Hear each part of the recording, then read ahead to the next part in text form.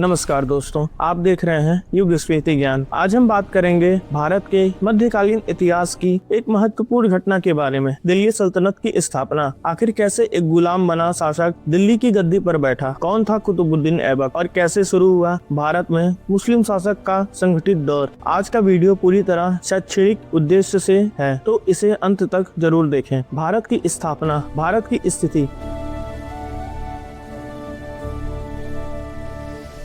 12वीं शताब्दी में अंत तक भारत कई छोटे छोटे राज्यों में बटा हुआ था। राजपूत शासकों के बीच आपसी संघर्ष चल रहा था। इसी समय मध्य एशिया से एक शक्तिशाली शासक उभरता है, मोहम्मद गौरी। उसका उद्देश्य था भारत में अपना साम्राज्य स्थापित करना। 1191 ईस्वी में उसका सामना हुआ पृथ्वीराज चौहान से तराइन का प्रथम युद्ध में, जहां गौरी को हार का सामना करना पड़ा। लेकिन 1192 में तराइन का द्वितीय युद्ध में मोहम्मद गौरी ने पृथ्वीराज चौहान को पराजित कर दिया। यहीं से भारत में मुस्लिम शासक की मजबूत नींव रखी। कुतुबुद्दीन ऐबक कौन था?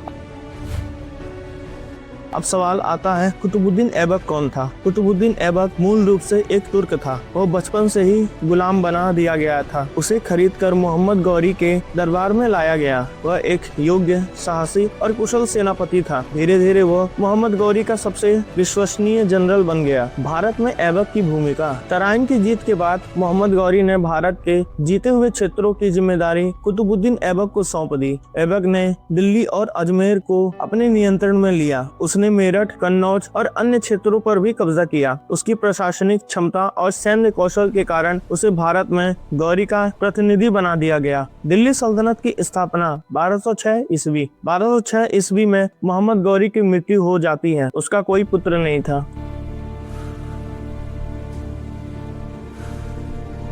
उसके बाद भारत में उसके सबसे शक्तिशाली सेनापति कुतुबुद्दीन ऐबक ने स्वयं को स्वतंत्र शासक घोषित कर दिया। यहीं से शुरू होता है दिल्ली सल्तनत। ऐबक ने लाहौर को अपनी राजधानी बनाया। हालांकि दिल्ली भी प्रशासनिक केंद्र था। गुलाम वंश की शुरुआत। कुतुबुद्दीन ऐबक ने जिस वंश की स्थापना की उसे कहा जाता है गुलाम वंश। इसे ममलूक वंश भी कहा जाता है। यह दिल्ली सल्तनत का पहला वंश था। प्रशासन और नीतियां।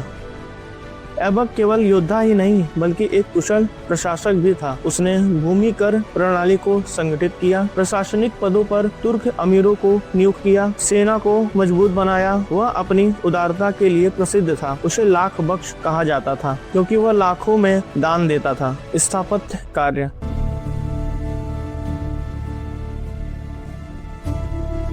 कुतुबुद्दीन ऐबक ने कई महत्वपूर्ण इमारतों का निर्माण करवाया। सबसे प्रसिद्ध है कुतुब मीनार। हालांकि इसका निर्माण बाद में इल्तुतमिश ने पूरा कराया। इसके अलावा उसने कुव्वत उल इस्लाम मस्जिद का निर्माण करवाया। ये सभी निर्माण दिल्ली सल्तनत की शक्ति के प्रतीक थे। कुतुबुद्दीन ऐबक की मृत्यु। 1210 ईस्वी में कुतुबुद्दीन ऐबक की मृत्यु हो जाती है। कहा जाता है कि वो चौगान यानी पोलो खेलने समय घोड़े से गिर गया था। उसकी मृत्यु के बाद उसका दामाद इल्तुतमिश सत्ता में आया, जिसने दिल्ली सल्तनत को और मजबूत बनाया। दिल्ली सल्तनत का महत्व।